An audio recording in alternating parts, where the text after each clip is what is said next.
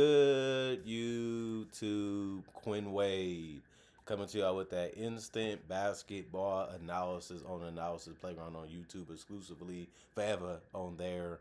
And we're going to talk about how the Detroit Pistons ended up beating the Boston Celtics 112 to 105. The Pistons go to 21-5 and 9-3 on the road. The Celtics go to 15-11 and they was 8-5 at home since they lost this game now, and they was at home in this game. Cade Cunningham with the finishing touches, knocking down threes, pull up jumpers, making the right decision, taking care of the ball. In that fourth quarter, Jaylen Brown did get a nasty block on Asor Thompson, knocked down the three, was able to score, but it wasn't enough as the Celtics, they had their runs, they had their chances, and the Pistons did just enough to stay on top to beat them. Boston won the first quarter 33-25. Detroit won the second quarter 28-24. In the third quarter 32-24. In the fourth quarter 27-24. And that was the demise of the Celtics. Actually, let's talk about the Pistons first. Tobias Harris, 32 minutes, 13 points, 4 of 11 from the field. He missed every single three that he took, even if it was open in this one. He went 0 of 5 from 3 and 5 of 6 from the free throw line. He also had 7 rebounds, 3 assists, and no turnovers.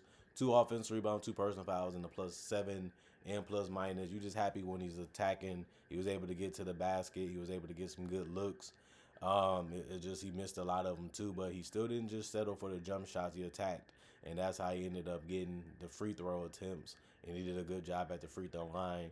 Duncan Robinson, he's out there for space and passing and defense a little bit and 3-point shooting, but he only went 1 of 3 from 3. He also went 2 of 4 from the field because his other shot was a 2. He finished with 7 points because he went 2 of 2 from the free throw line in 26 minutes.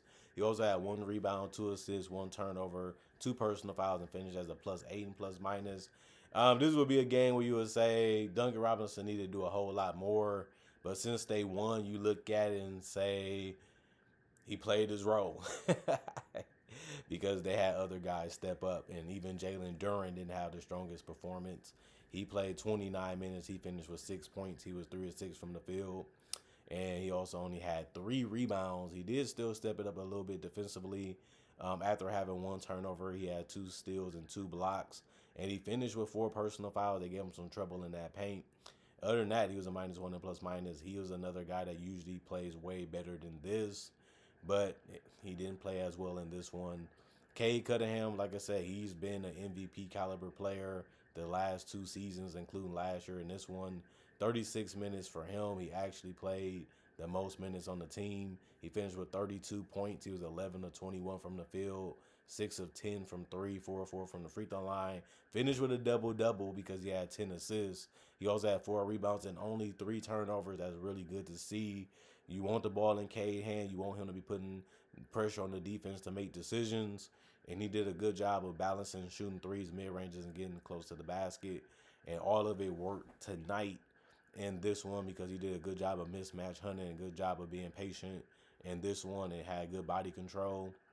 He also had 1 steal, 5 personal fouls. That was the biggest trouble for him, but he still played a lot of minutes, and he was a +2 and plus minus in there. Asor Thompson, 23 minutes. He stayed close to that rim like he usually does, but he only finished with 7 points because he went 3 of 6 from the field and 1 of 7 from the free throw line. That would have been a bad thing if they would have lost the game, if he would have missed that many free throws, and they ended up losing because him, Duren, and Robinson didn't step up the way that they had to beat a team like the Celtics. But it ended up working out for him. Every starter did have a rebound or more.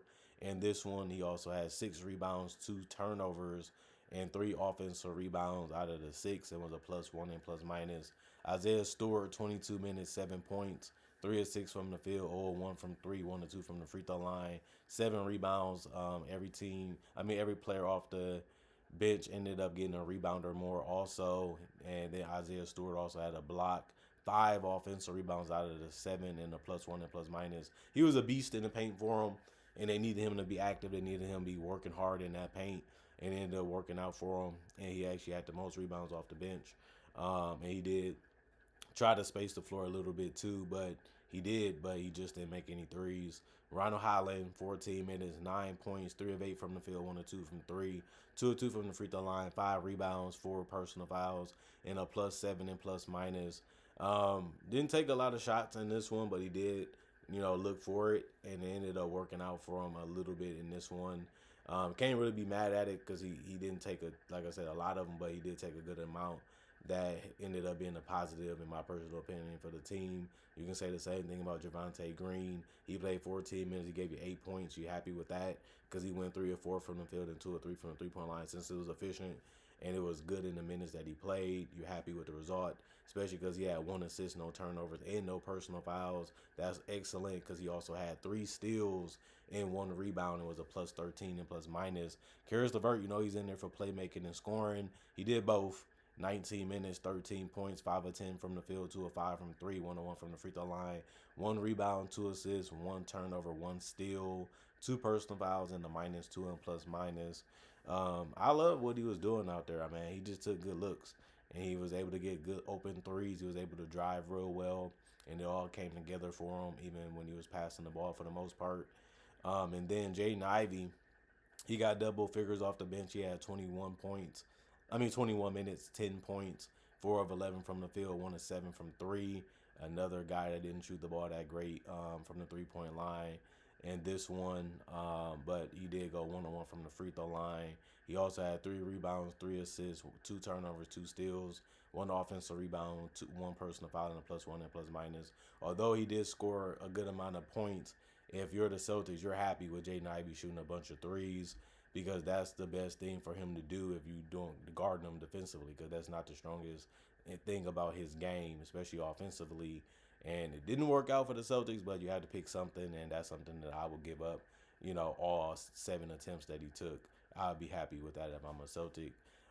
Dennis Jenkins, 3 minutes, 0 of 2 from the field, 1 rebound, 1 offensive rebound. His only rebound was offensive, by the way, and a -2 and plus minus, and that was the end of his night. 41 of 89, 46% from the field, 13 of 36, 36% from three, 17 of 25, 68% from the free throw line, 39 rebounds, 21 assists, 10 turnovers, 9 steals, 3 blocks, 12 offensive rebounds, 20 personal fouls, and they did a good game. I mean, anytime you're winning and you're getting in the hundreds plus, that means a lot of things was working out for you and going your way.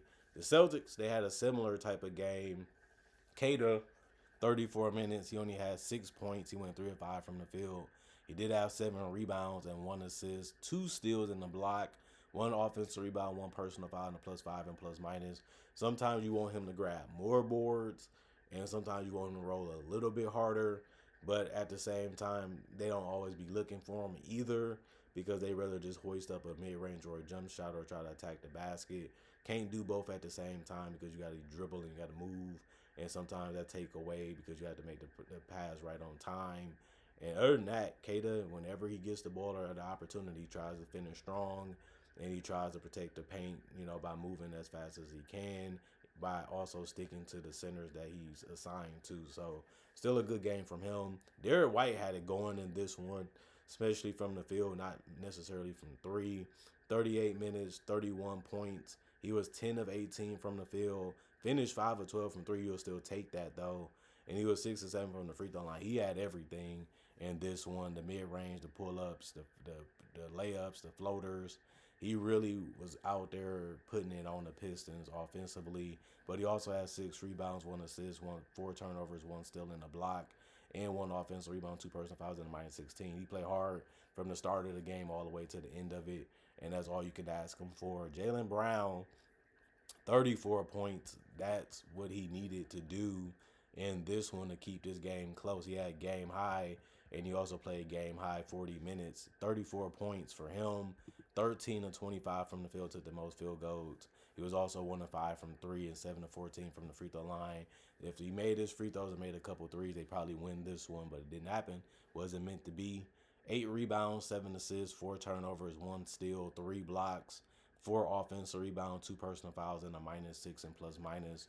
Did a good job of making some tough jumpers. They was really all on him. They really was trying to take his airspace, but he's just so good of handling the ball and trying to find a way to get near the basket to the free throw line.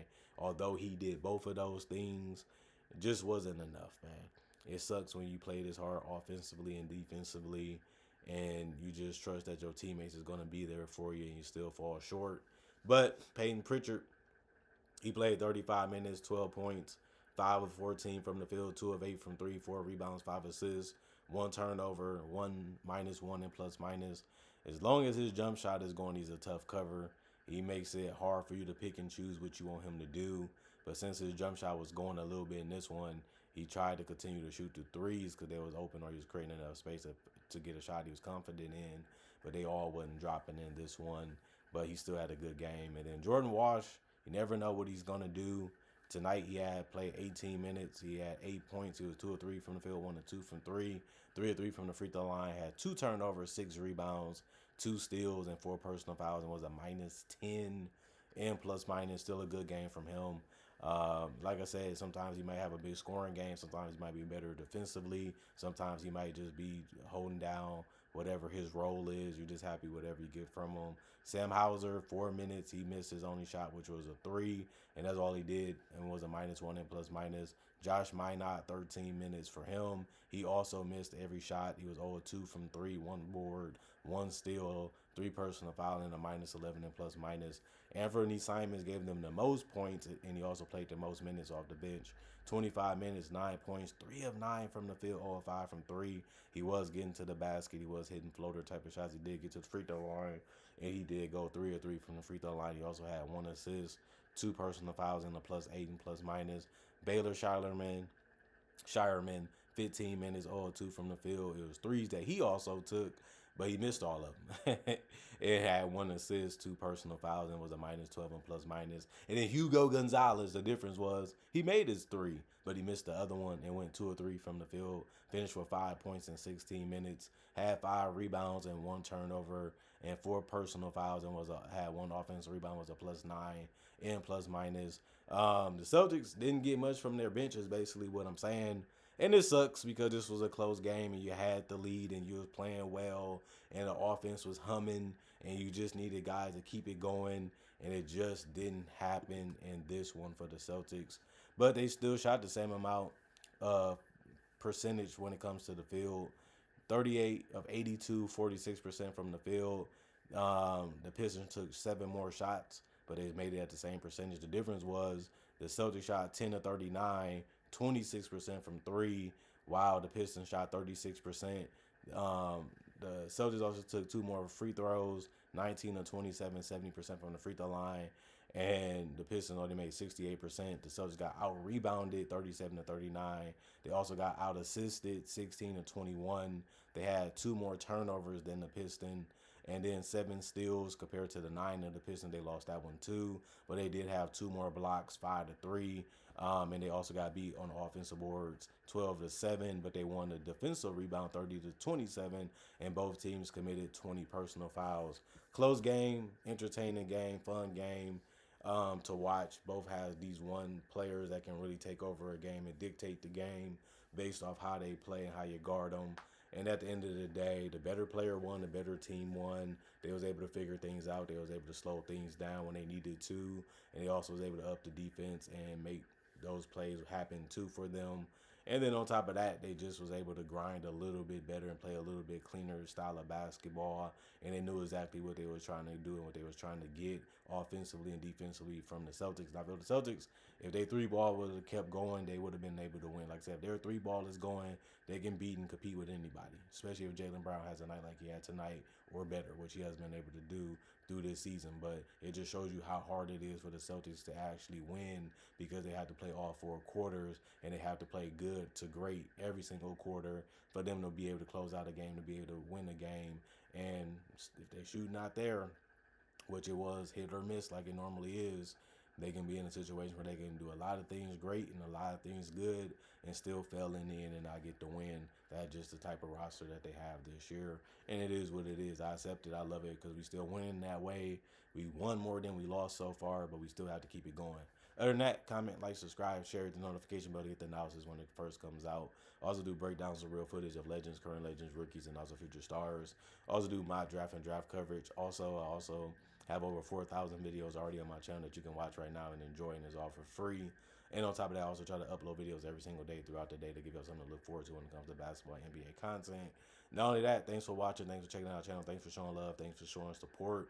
Thank y'all for appreciating the content for this and continuing to come back whenever you can. And not only that, I would say y'all stay blessed up. Y'all stay good. Peace. And I'll see y'all later today, hopefully with more analysis.